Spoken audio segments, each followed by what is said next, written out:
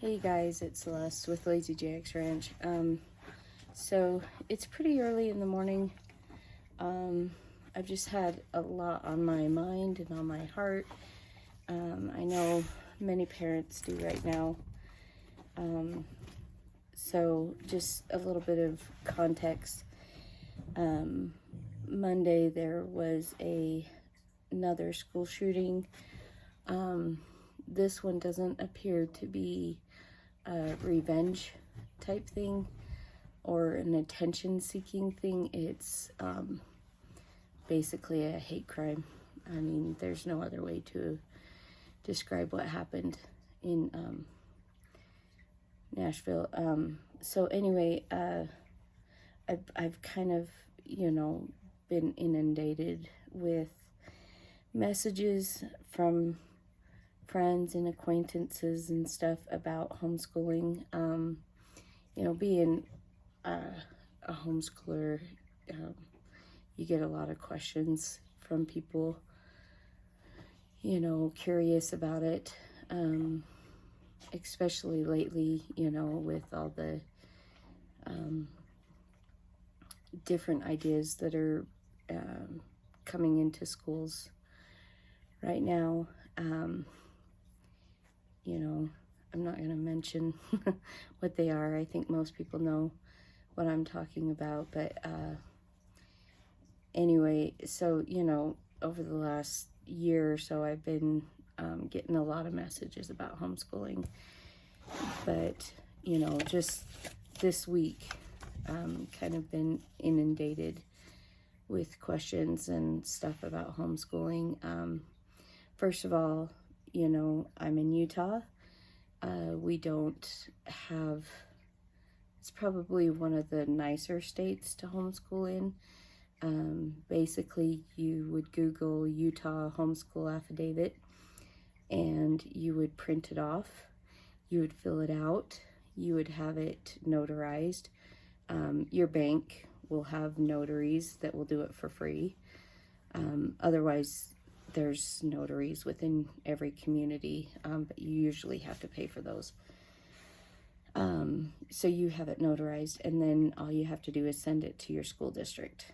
And that's it. That's homeschooling in Utah. That's all that's required of me.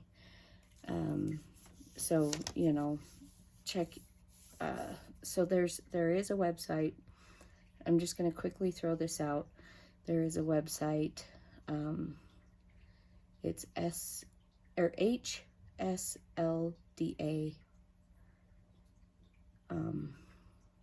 It's like Homeschool Legal Defense Association.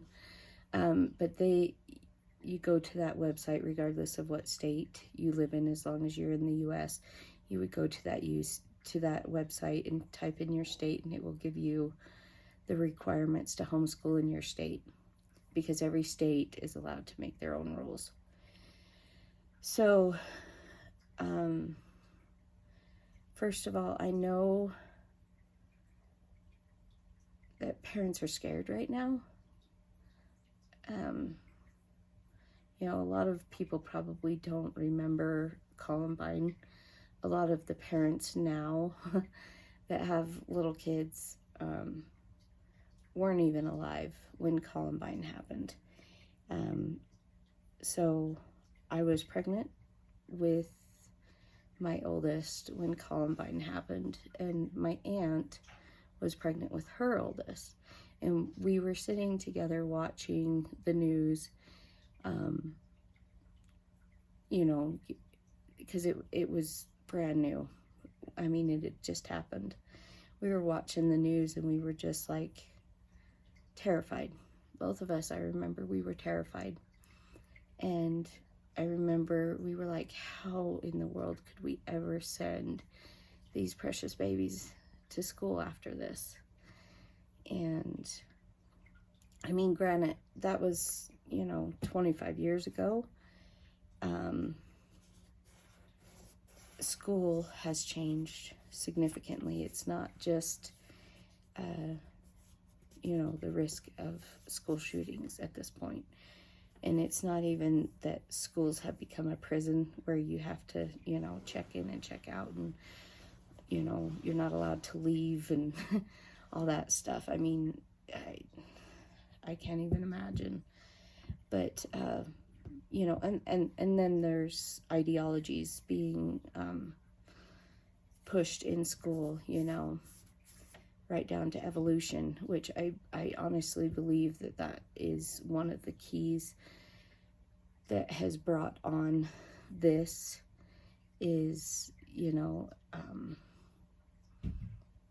regardless of what you believe as far as, what happened before we came here to earth and what's going to happen afterwards.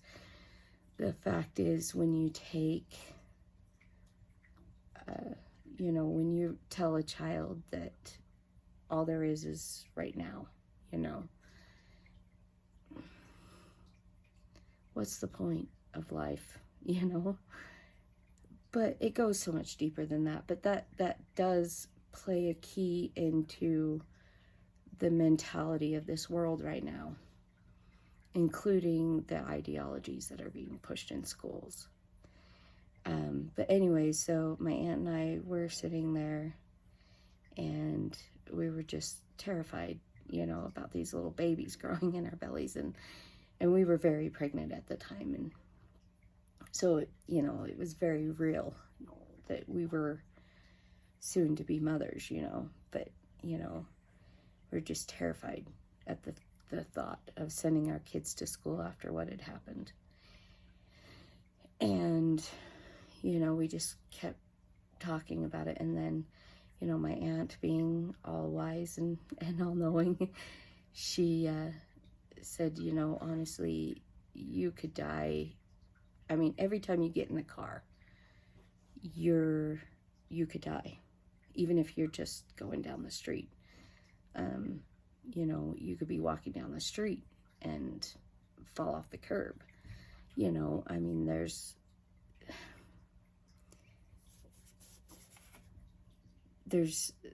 no way to completely protect our children from being harmed like that. And, and one of the big issues that I will get back, one of the big pros to public school that we had brought up that day was socialization, and I'll talk about that a little bit later, but hopefully. So we sat there, and we're like, that's true, and we started listing off the pros of a public school system. There's that's a personal thing, I think. I remember as a child, my stepdad always drilled into me the writing of pros and cons lists, because I can tell you what my pros are, I can tell you what my cons are, but in reality, it's 100% personal, and you're going to have to do that yourself and as a family. So I know there will be people that will watch this just because of the title, because I know it's weighing heavy on people's minds right now. And I remember yesterday I was watching a video from a YouTuber, and the whole premise of her video was bring them home. Now is the time to bring them home. And while I agree with what she said, I do feel, and I agree with what she said, and I do feel that homeschooling is something every person could and probably should be doing, to some degree, whether it's, private schools, co-ops, online virtual schools, I don't care, it's time that we take more control over our children's education. Not just because of the shooting, But because they're not learning anything at school, school is not the place to prepare. I mean, back in the 60s and such, 50s, actually, I would put the cutoff in the 60s.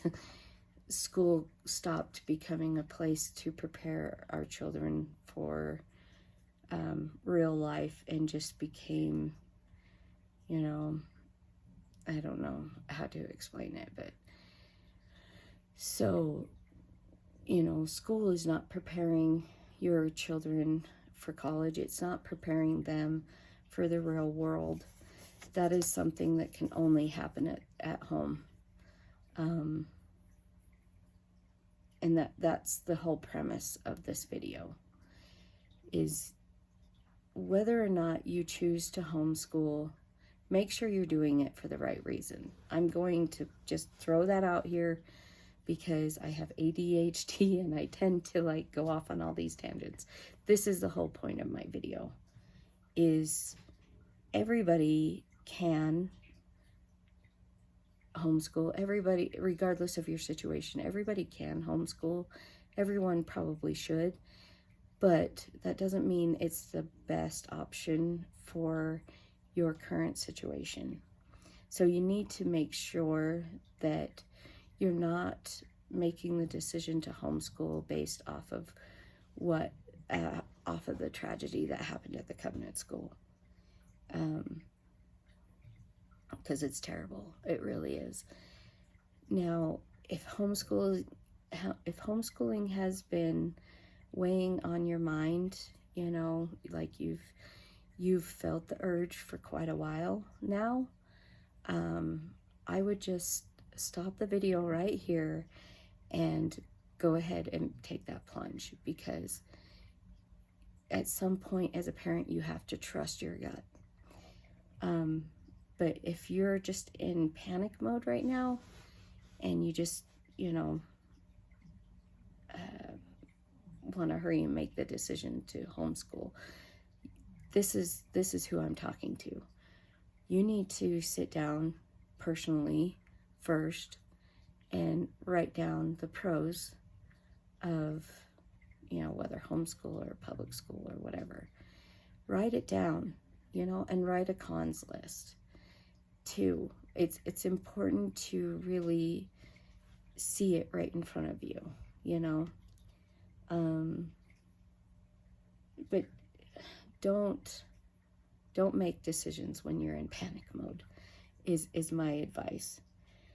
You know, there is dangers in public school. You know, there's peer pressure, and the peer pressure is like nothing that I experienced in high school, you know, or school, period. Yeah, the peer pressure would be one that I would add to my con list. Homeschooling, there really isn't that much peer pressure, you know. You know, you also have progressive curriculum, you know, that's all about self. And then they add in the self-loathing. Like, there's so much push on, oh, just do what makes you happy, you know? Like, basically, school is advising a emotional suicide to your children, causing them to make permanent decisions based off of a temporary feeling.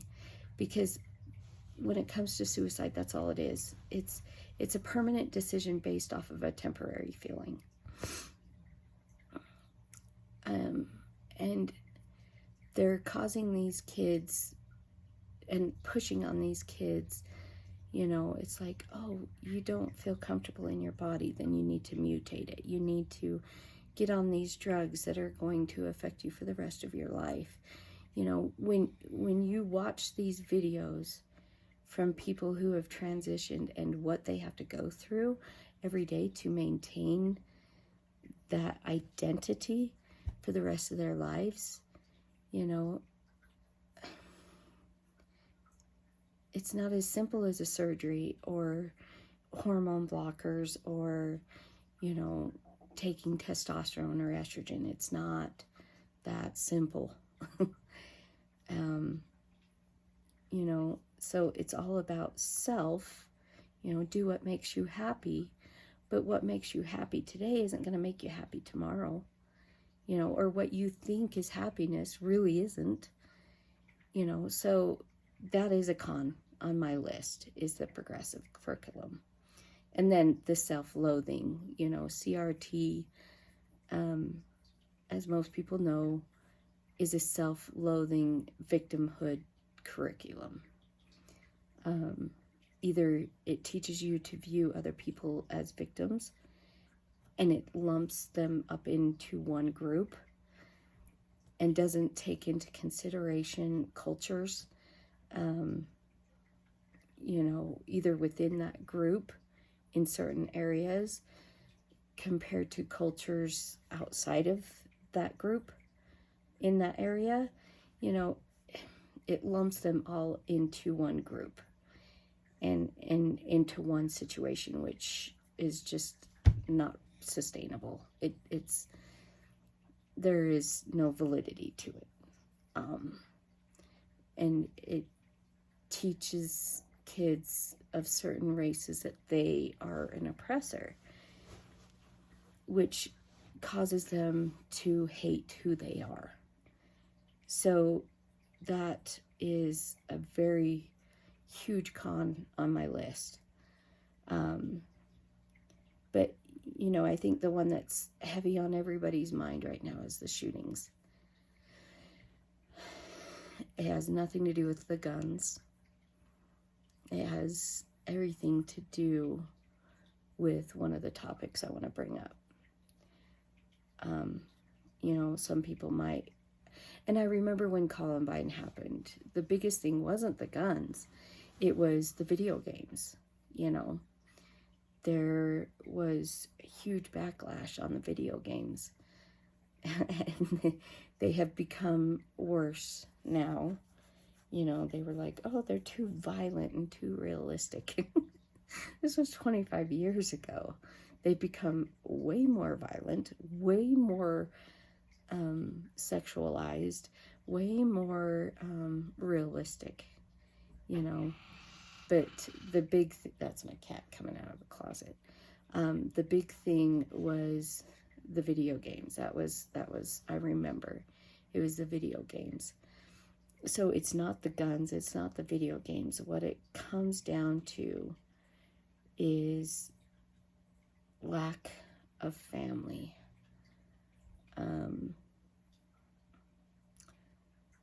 And I didn't realize this until COVID hit, and that's when we started homeschooling, was when the lockdowns hit. And the whole premise behind it was that everybody was thrust into the remote learning. The teachers had no training on the remote learning. There were not systems in place to make it successful when the lockdowns first hit. And so it was terrible. I have no other way to describe it. It was terrible. And I know a lot of parents just was like, we're done. We can't, you know. And a lot of the teachers were like, we don't blame you, you know. But we were determined to find a way to make it work. And it was nothing but tears. And it was terrible. It was terrible. And when our state governor said, you know, chances are, you know, the lockdown is going to continue in the spring or in the fall, we were like, no, we're not doing this. At least if I'm homeschooling during the lockdowns, I would have the ability to help my kids, you know, succeed, because I would have all the resources. With the remote learning, I did not have the resources. I couldn't help them with the math problems. and, that type of stuff. Or the programs, so there was a lot of fault in the programs that they were using. So we were just gonna homeschool for that year until the lockdowns were lifted and, they could return back to school. But one thing that happened was we found we loved it. We loved homeschooling. But two, I had a serious coming to Jesus moment in the mirror. I realized that I was delegating my responsibility as a parent to the school system and to my church. My kids had perfect attendance, almost perfect attendance at school and at church. If we got home at 2 a.m. on Saturday night, my kids were still in church at 9 a.m. on Sunday morning. My kids were very rarely late to school. We had to go to bed at no later than 8 p.m. on school nights, and because my kids had to be up no later than 6 a.m. in order to make it to the bus stop. And then they wouldn't get home until 3:30, 4 o'clock, or when they got into junior high and high school, it was 4:30, 5 o'clock, So I literally had 3 hours with my kids, and a lot of that time was spent doing homework, and so that's where my priority was getting their homework done. I expected the school district to give my kids everything that they needed to be successful in the real world, because I didn't have time to do it. Does that make sense? I literally had 3 hours with my kids, and a lot of that time was spent doing homework, and I still had to cook dinner for them. They still had to eat dinner. So a lot of times by the time they got home, I was starting dinner. And then you have to clean up after dinner, and, the reality was I was not spending time with my kids. But, I went to bed with a clear conscience every night thinking, they went to school today and school is going to prepare them for the real world, and same with going to church. Go to church, it's going to prepare them to build their own testimonies. And the reality was, as I was delegating my responsibility to someone else who didn't have the capability of fulfilling my role, if that makes sense. Well, my husband and I's role. So, coming back to the shootings, and I know we've brought this up before, every time you breathe, your life is at risk. Every time your kids are out of your view, their lives are at risk. It doesn't matter if they're at school or at gymnastics or, where they're at. Okay, so we have to be careful that isn't the sole reason, like I said, that we're not panicking, because, these type of terrorist attacks, because that's all they are, they're terrorist attacks, regardless of why, right? Why the terrorists did what they did. We have 9/11. We have, this is really going to age me, but the Oklahoma bombings. Trolley Square here in Salt Lake, Utah. That ages me too. I mean, it's a mall, okay? And some terrorist came in and just opened fire in the middle of a mall. So homeschooling based strictly off of wanting to keep your kids safe from stuff like that, isn't necessarily the best reason. My advice is, like I said before, if you've been feeling the nudge for a while now, and the Covenant School shooting was the straw that broke the camel's back, then that's your sign to just do it, okay? Get on the HSLDA website right now, figure out what the requirements are, and just jump in, okay? This is your sign to just jump in. If you're just now, since Monday, have had the thought of, oh, I need to homeschool my kids, you're the one that needs to sit down, that I'm advising, sit down and write out the pros and cons of public school and the pros and cons of homeschooling, because I guarantee you the first year of homeschooling is really hard. And if you're basing it off of a temporary fear, you're not going to be successful. You're just not going to be successful. I hate to put it that way, but you're not going to be successful. So my advice to you is to get it out on paper so you can see it there in front of you.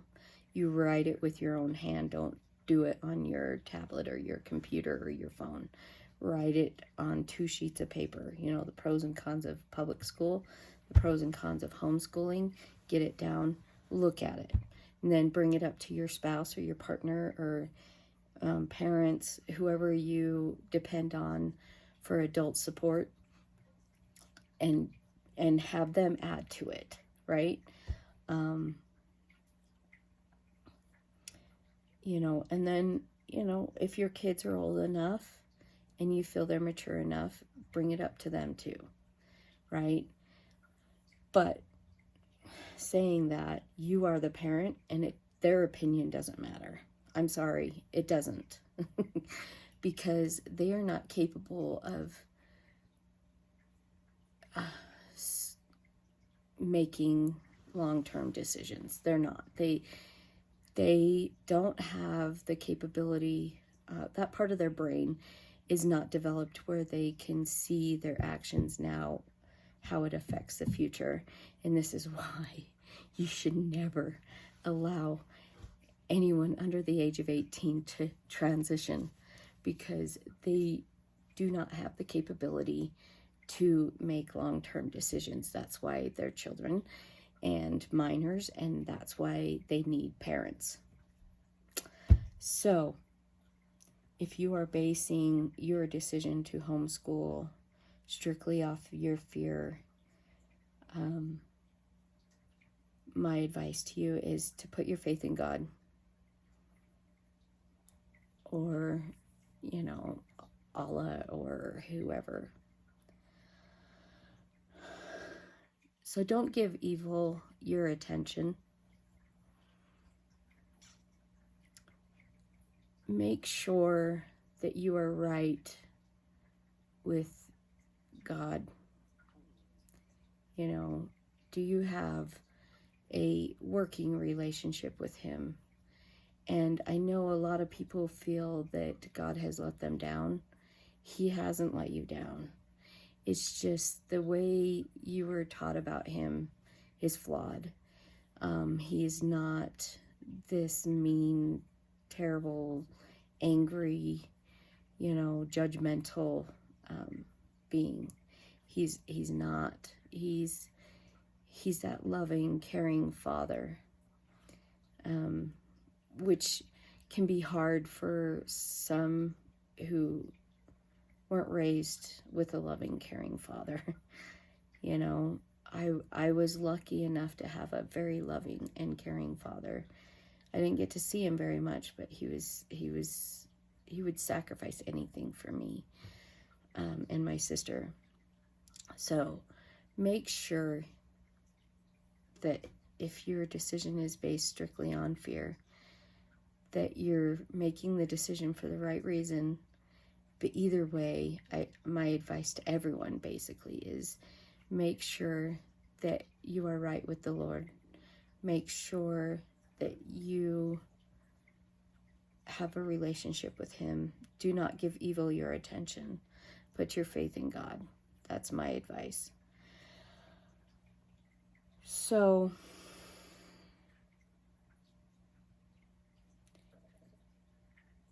if you make the decision to keep your kids in public school, we as a society need to stop delegating our responsibilities and our roles to other people. Nobody loves your kids more than you do. It is not school's responsibility to prepare your children for the real world. It's our responsibility to teach them how to cook, to teach them how to clean, to teach them how to budget, how to read, because public school isn't always a reliable source to teach them how to read. And if your child, literally, this is for everyone, okay, who feels like, especially those that choose to homeschool, the feeling of failing your kids is real. But let me tell you something. If your child knows how to read, if your child knows how to write, and I'm not talking about, that they can write this fancy essay or lecture or book, right? If they know how to write, they know how to spell, basic words. If they know how to read, if they know how to write, and they know basic math, they could get a job anywhere. They could go to college, right? There's kids that make it through college with basic reading levels and basic math levels and basic writing levels, and they are successful in college. They're successful in life. Some of the most famous, successful people in our history had little to no education, but they knew how to write, and speak. Okay, so there's 4. So they know how to read, they know how to write, they know basic math, and they know how to speak. You're not failing your kids, okay? But it is not school's responsibility to make sure that happens. That's our responsibility. School is not going to teach them how to budget. It's not. Even if you send them to consumer math classes or whatever, it's not teaching them how to budget. It's not teaching them how to balance a checkbook. There we go. I'm aging myself again. So that's our responsibility. It's our responsibility to teach our kids how to treat people with respect, how to be kind, how to deal with problems. Because you know what? No matter what, there's going to be contentions. If your child gets a job, there's going to be contentions. If your child gets married, there's going to be contentions. Are you teaching your children how to handle those contentions? Also, problem solving. Are you teaching your kids how to solve problems? My stepdad, like I said, taught me how to write pro and cons lists in order to make decisions. That's a valuable skill, okay, that we need to be teaching our children. But, like I said, problem solvings. So, are you teaching your kids how to solve problems? Are you teaching your kids how to change a tire? Are you teaching your kids these basic things? I remember when we first started homeschooling, I was like, yeah, we're going to have a chore list, right? And granted, my kids were in 6th and 7th grade when COVID hit. It was the end of 6th and 7th grade.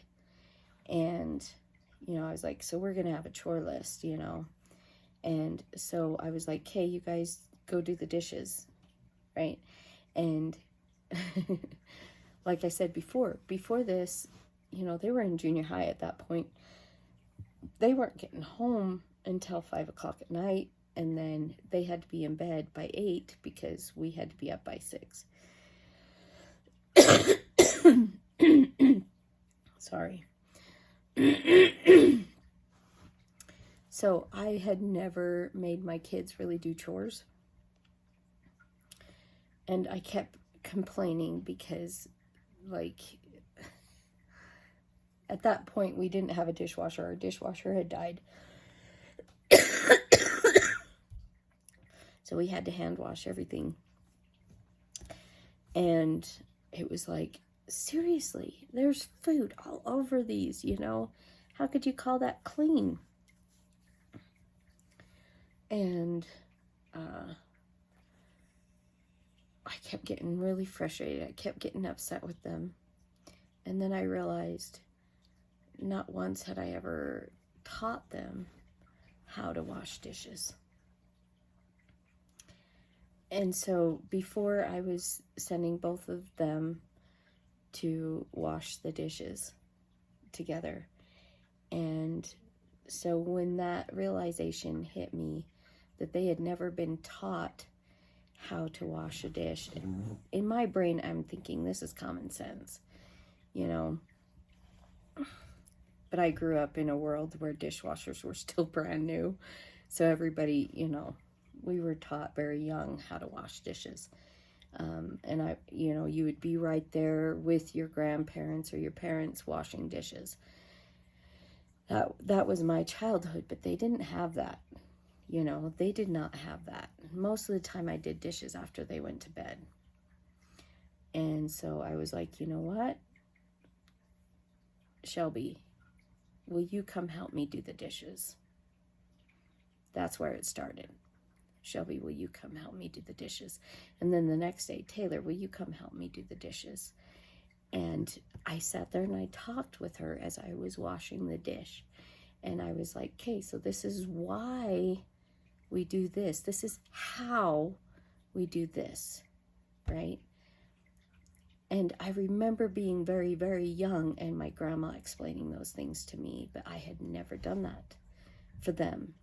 So that's what I'm saying. If you decide, you write that pros and cons list and, some people,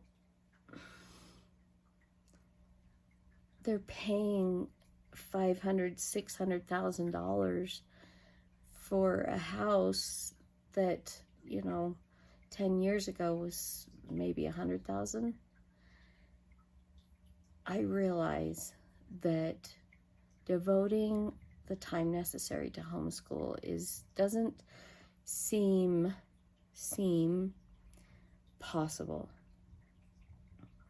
A lot of the parents, both of them have to work. My advice is, if you can, and if you feel it's possible, sell what you have.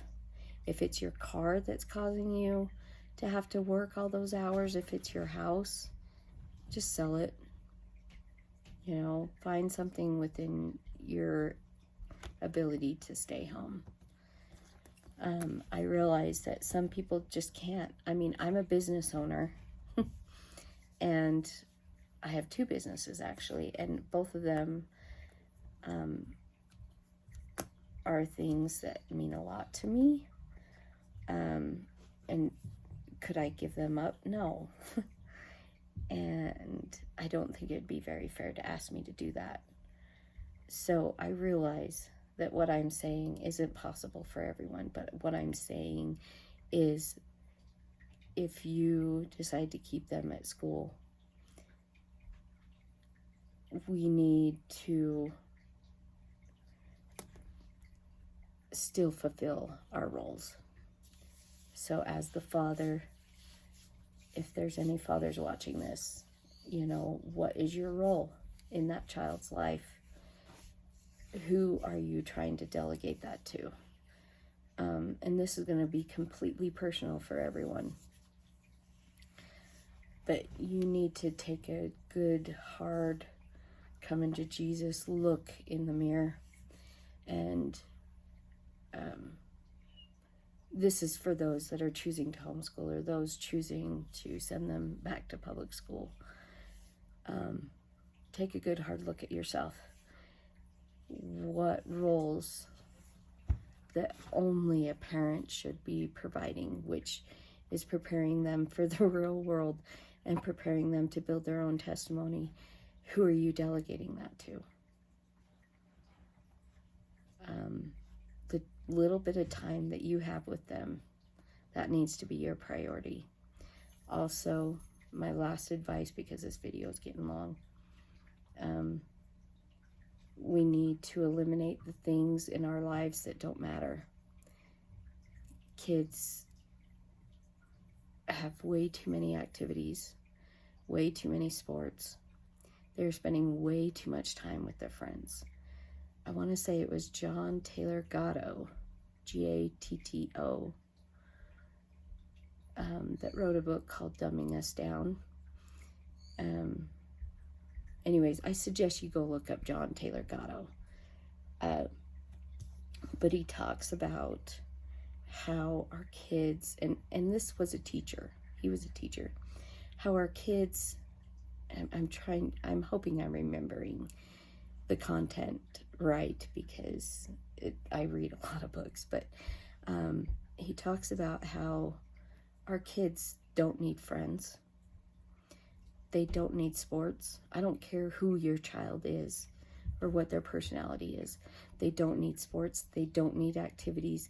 They don't need friends. What they need is their family. And if they're not getting that, they're going to try and fill that void with something else. So that would be my final advice today, is eliminate everything in your life that doesn't matter. Whether that's your house, whether that's the big screen TV, whether that's the car, or your me time, which I'm not saying that, you should sacrifice yourself for your kids, or that you should feel guilty when you do something nice for yourself. I'm not saying that. But I hear so often, and I was that parent too, that was like, I could never be around my kids all day. They would drive me crazy, and I need to have my me time. That's what I'm talking about. Nothing is more important to your child than you. And if you look at the scientific studies, kids need their biological parents. That means their mother and their father, regardless of their faults. These children need their parents. And I don't care how amazing the step parent is that you're married to, they need their biological parents. And you would be totally mind blown at the studies that have been conducted at the difference between children who have both biological parents, an active part of that child's life, compared to children who have the best mom and the best stepdad in the world. Or, kids need their biological parents more than they need friends, more than they need activities and sports, more than they need that fancy house, more than they need that fancy car, more than they need that Xbox or whatever the most current trendy thing is. They need their parents. They need a relationship with their parents. They need their parents being active in their life. And you know what? They also need their siblings. They need their siblings. I remember when we started homeschooling, and before that, Shelby and Taylor absolutely hated each other. They would fight like cats and dogs every 5 seconds. And now they're the best of friends. That doesn't mean they don't get annoyed with each other or, whatever, but they're the best of friends. They will literally stay up until midnight or later, just giggling and talking and giggling. And, last night I walked into Taylor's room, and her and Shelby were on the floor, because Shelby's my artist, right? And Taylor is my actress, right? And, but Shelby was on the floor, or Shelby and Taylor were on the floor, and they both had a sketchbook, and they were sketching Taylor's bed. And I was looking at their drawings, and on the top of the paper it said lesson 3. I was like, lesson 3? And Shelby's like, yeah, here we had lesson 1, and this was, just trusting your scribbles or something. And here was lesson 2, where we did, she was teaching Taylor how to draw. And, and she was doing it in steps. And I was just like, these kids are amazing. And the first year of homeschooling, if that's what you choose, is going to be really hard. The kids are going to be fighting. You're going to be frustrated. You are going to feel like you're failing them and yourself. But in the long run, if you keep going, and this is for everybody, whether or not you're the one that's panicking and just, we got to pull our kids from school, and regardless, the first year is going to be terrible. And even after that, every once in a while I find myself going, oh my gosh, I'm failing. I'm just failing. Just keep going. Regardless of what it looks like right now, just keep going. You will be forever grateful, and your kids are going to be, I want to go back to public school. And you'll be tempted to send them back. Don't. Just keep going. I have to get through the next 5 minutes. And then when you get through that 5 minutes, I have to get through the next 5 minutes. And you just keep doing that until whatever it was that was causing you to doubt leaves. It's 100% worth it. And no matter how much your kids are against it right now, they are going to be so grateful for what you did. And the world is going to be a better place because of it. I have notes here. And for those who decide to keep their kids in public school, quit delegating. Nobody can prepare your kids for the world that they have to live in. Nobody can do it better than you. So quit delegating. It's your responsibility. Okay, quit delegating. It's your responsibility to teach them the gospel. And while I have your attention, this is according to the gospel of Celeste. I make sure that my kids have a solid curriculum based off of creation. Even if I wasn't Christian, I would make sure that my kids had a solid understanding of creation. And I'm not talking about, God created the earth, 6 million years ago. No, he created it in 6 days, 6,000 years ago. Okay? I want my kids to have a solid understanding of that, because once they turn 18 and they leave my house, nobody's going to teach them that. Nobody's going to tell them that.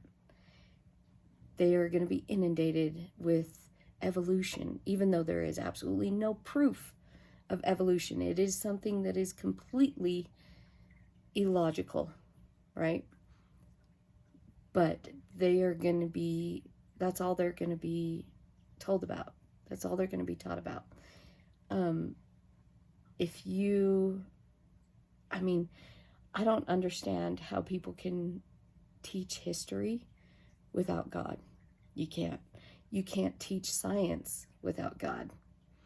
You know, you can't teach literature without God. It was only, 150 years ago or so, max, that the push to keep God out of education and life in general was even a thing.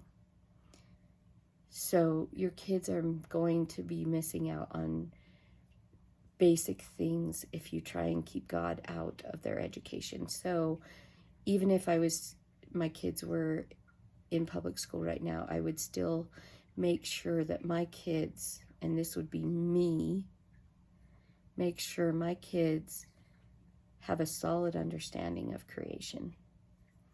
Because I hear people say, oh, I don't take my kids to church because I want them to decide for themselves.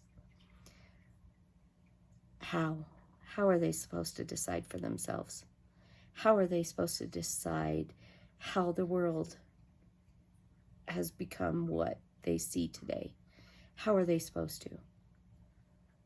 If all they're ever exposed to is evolution, how are your kids supposed to have hope if all they're ever taught or exposed to is evolution? How are they supposed to understand why people did what they did in the past if you take God out of the equation? How many life-changing pieces of literature will they miss out on because it had the word God in it? So even if my kids were in public school right now, knowing what I know now, I would make sure that they understood those basic things. I would probably still have them do the same curriculum that they are doing now, which will be a whole new video. So before I let you go, the one thing I did want to bring up too was socialization. So my Taylor is 14, she'll be 15 in July, and she's my social butterfly. We have a joke in our family that you just have to be somewhere for 5 minutes and Taylor will make a friend. And I'm not talking about, oh, she's over there talking to them. No, like 6 months down the road, they're still talking, right? They're still texting and calling each other every day. This is Taylor, okay? It could be the grocery store, the swimming pool, anywhere. If you're stay in one spot long enough, Taylor's going to make a friend. So it wasn't, that she didn't have friends, but basically from the first week of preschool all the way up until COVID hit, at least once a month, Mom, will you please start homeschooling me? And I kept telling her, one, I didn't feel adequate enough to teach her because I was lucky to graduate myself. So how am I supposed to teach her? 2 was socialization. I was like, there's no way, because I'm a homebody, total introvert, there's no way I could give you the socialization that you need. And there was that thought process that was ingrained in me since I was young, that homeschoolers are weird. I was watching this video a few months ago, and it was something completely unrelated to homeschooling, but it was something I was interested in. So I'm watching this video, and this lady during the video talks about how she was homeschooled. And she said, you know, in high school, there for like a year or so, her mom decided to go back to work. So she sent her to public school during high school. And high school is generally when most homeschoolers were sent back to school.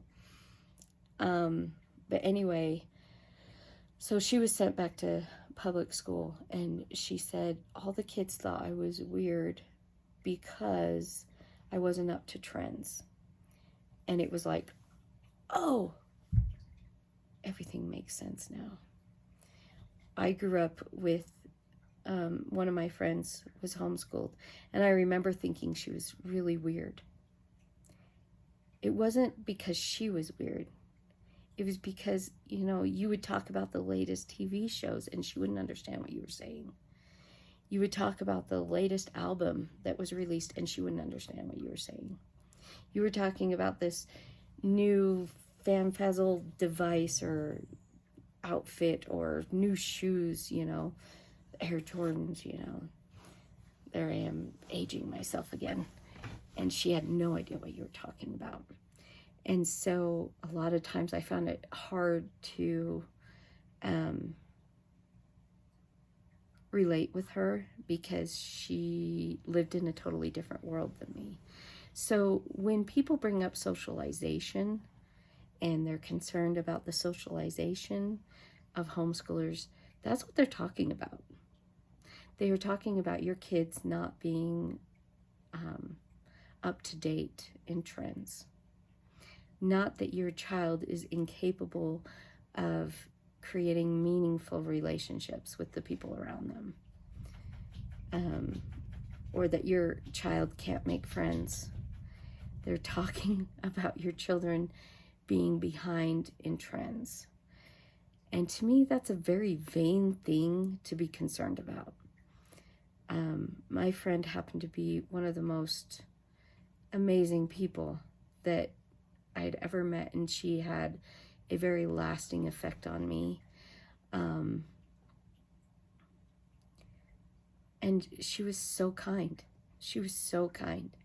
And I could tell her things that I couldn't tell my friends at school because my friends were so judgmental at school, and she had no judgment whatsoever.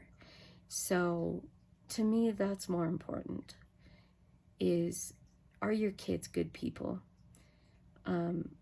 Can they create meaningful relationships with the people around them? That's what matters. You know, do they have a good work ethic? You know, that's what matters. And that's what's going to make them successful in life. Not, you know, do they know what the latest fashion in shoes are? You know, those are so stupid and vain and temporary. So anyways, I think I have covered all the notes that I have. I hope to make some more videos on homeschooling because this is something that means a lot to me. And I do want to share my experiences, my knowledge, and even my curriculum. But I don't want to do it on this video. This video was all in helping the hearts of parents heal. And the fact that you're watching this video means that you love your children and you will do what's best for your children. You need to trust your gut. Okay, and on top of the pros and cons list, pray. Pray to know what to do. And you will be surprised at the answers and where they come from.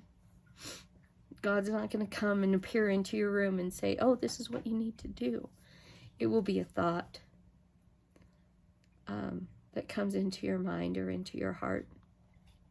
I always tell my kids that God speaks to your heart if it comes into your heart. But also it can just be a regular thought, something that you wouldn't have known or you wouldn't have thought of yourself. That's God. Quit taking credit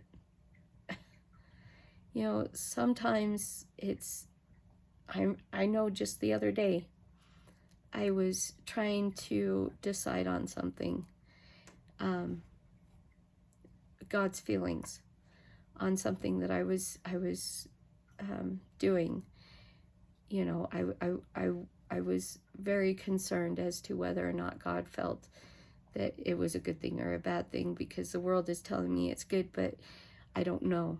And I just wanted his opinion. He didn't come to me and say, oh, you know, and it wasn't even well, I did have the thoughts, but I wasn't trusting them. And so I asked him to be more clear. I'm watching this video, and the guy in the video mentions scripture, and I had the gut feeling to go and search it up, and it answered my prayer. He didn't say what the scripture said. He just said, you know, well, if you look in, you know, this scripture. And so I hurried and opened up my Bible and looked it up, and it was the answer to my prayer. So we have to be aware and be open to God answering our prayers in ways that maybe we didn't think. So, you know, that would be another thing that I wanted to bring up. But anyways, this video is getting way too long, so I will let you go. There will probably be more videos. If you guys have any questions, please leave them down below. Or, you know, make sure you subscribe, because there will probably be some more. So anyways, this was super chatty. I appreciate if you are still here. I appreciate you hanging on and putting up with me. So anyways, I've got to go feed horses. I've got to get school ready for the day too. So I hope you guys have a wonderful, blessed day, and we will see you later. Bye.